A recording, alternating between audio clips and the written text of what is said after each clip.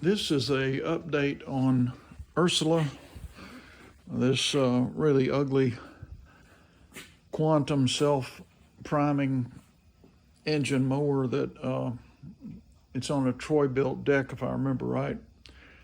And I finished repairing it, and I remember checking the oil on it and thought, well, it was high. And so I poured a little bit of it off. And then ran the mower, and it started after all my repairs. I put a new carburetor on it, and it got it where it would start and run. Now I've got my handy little kill switch I've got on here. This is how that works. I've got a little string up here with a piece of flagging on it, and when I'm ready to shut the mower off, I just pull on this,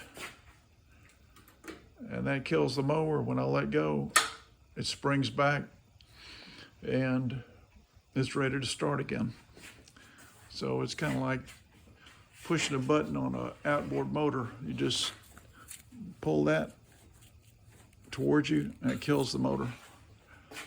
But that's not what we're talking about today. Today we are talking about what happens when someone has left the oil dipstick out, and you've got a bunch of water in your crankcase inside the motor. And believe it or not, that happens more often than you would think. People work on mowers and then they'll forget what they're doing. They lay the dipstick out and they're outside. They leave it out for a few days, it rains, and the crankcase fills up with water. Or their kids get a hold of it and they start turning knobs and pulling things out and leave it out, and it gets the water out of it that way.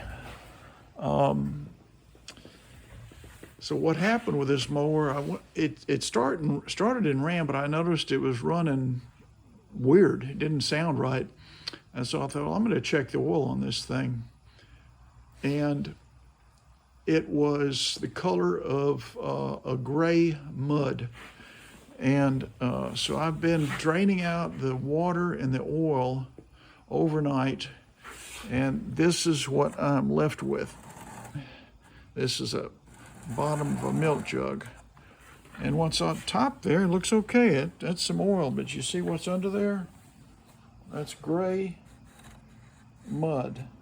That's a solution of oil and water. And see, what fooled me and what might fool some of you guys is you go and you check the oil on an old mower, and the dipstick's going to go into, if it had been run in a few months, it's going to go into the oily part on top. But underneath that is where all the water is. And so then when you crank it, the unit that is the automatic governor on these spins around at high speed and agitates and throws oil everywhere, and that's how it stays lubricated. So it's like a big mixer in there, like you mix in your kitchen with a beater. And so it stirs it all up, mixes it all together, and you end up with this gray mud. And yesterday it was all gray, but see, overnight it has gone back and settled, and the oil is on top, and the heavier water is now on the bottom.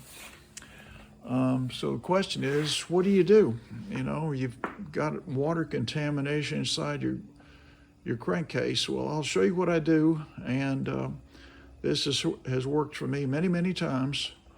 You got to spend some time with it, like here, because you want to get all this stuff out. And so that's what it looks like. But let's look at this a little bit more. Let me get a screwdriver or something to stir with.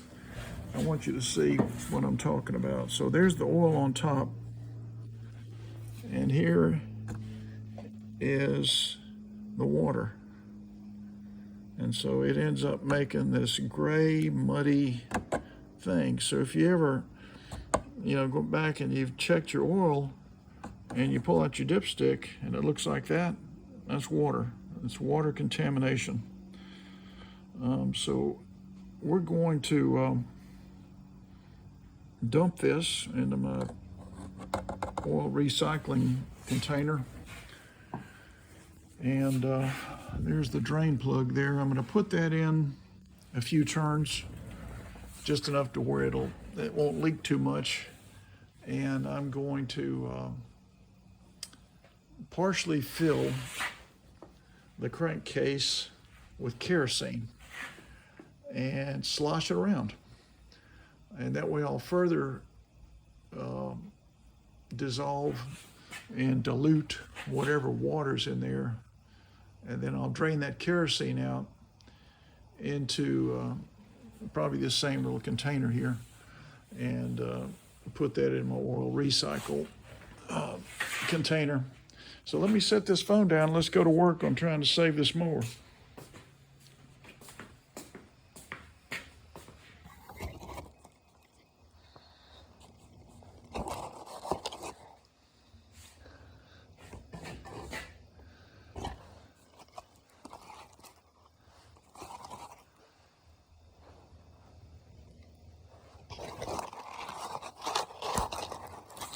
So I can't get this camera situated. What's going on here? All right, that's a little better. Let me try this again. Okay, there we go. So here's where you check your oil and fill it.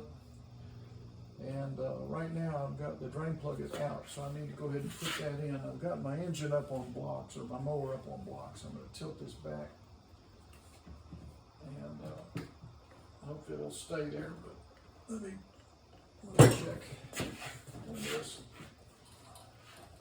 Got it kind of balanced here. All right. I've got a brand new blade on there, so I definitely want to try and save this thing. I'm still seeing it drip a little bit, even overnight. So let me clean that off of there. It's that watery, muddy oil coming out of there. So I'm going to slip this drain plug back in here and put a few turns on it. So maybe it won't leak too much. All right, so now I'm going to set it back down.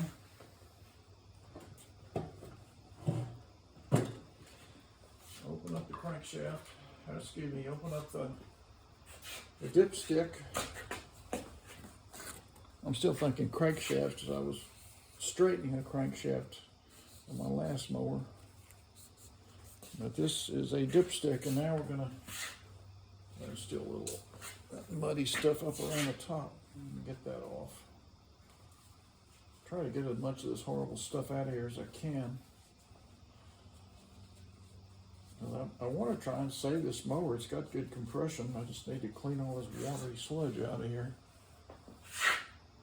Let's see, there's some more on the inside of the tube there. All right. So I'm going to get my kerosene.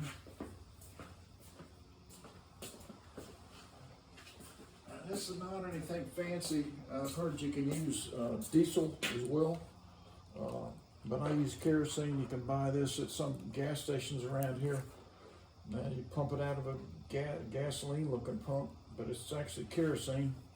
I use this for this purpose. So here we go. I'm going to put some of the kerosene in here. I've got the drain plug in.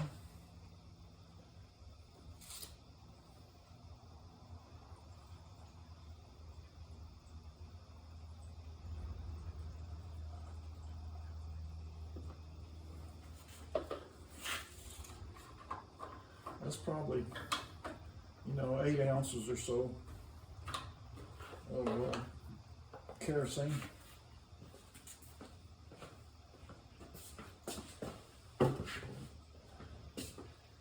Get my oil drain dish out of the way. Create some space. I do need to get my gloves on for this stuff. So I'm putting the gloves on. I'm going to slip this block out and then get the one in the back out. I'm ready to put this on the ground. I'll show you why.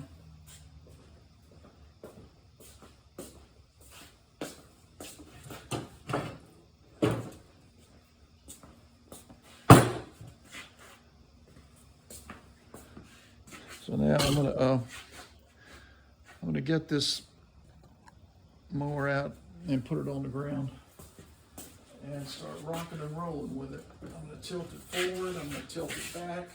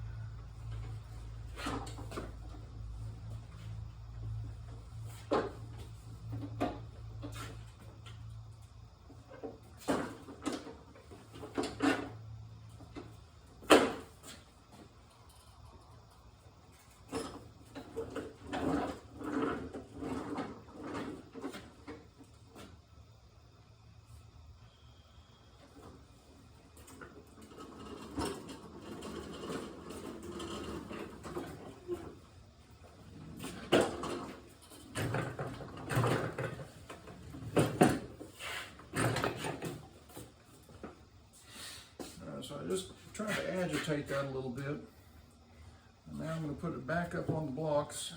I want to drain that kerosene out.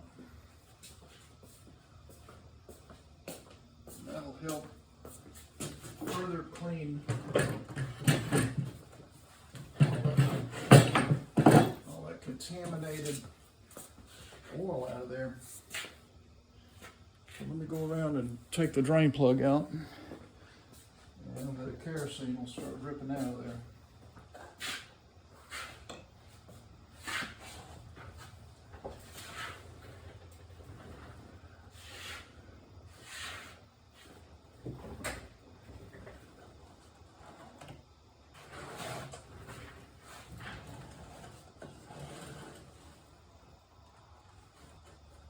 Because this is messy work, I've got to get one of my rubber gloves on.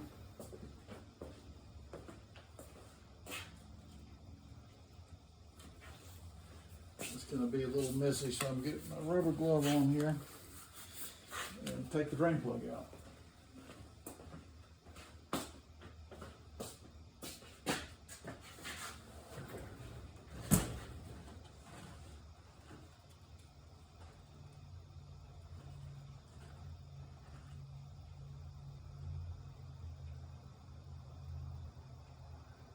Slowly taking it out. I want to lose the drain plug in the oil.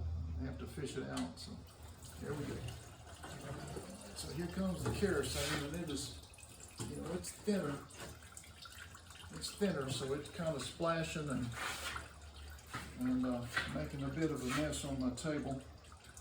You can see all the kerosene on my hands there.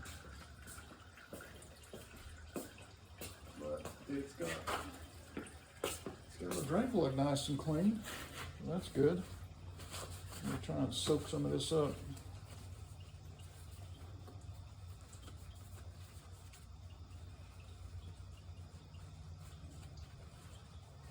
Okay.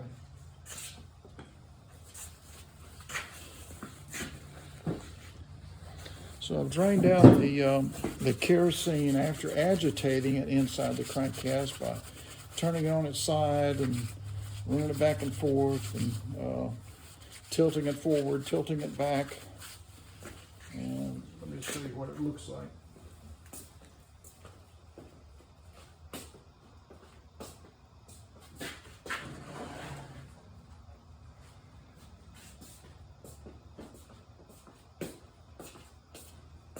So as you can see,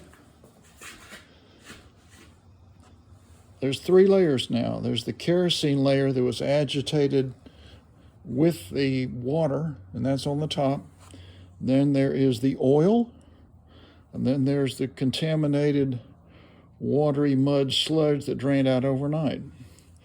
So all this is gonna go into my oil recycle tub. There's a place that here in my county that you go to the dump and you can recycle this stuff. So I'll be doing that. So the next thing to do, I gotta let that finish draining out. It's dripping a little bit over there. I'll put the container back under there. But that's it for now. And when we come back, I'll have put some oil in here, and we're gonna pull the cord and try Ursula again. She's been through major problems.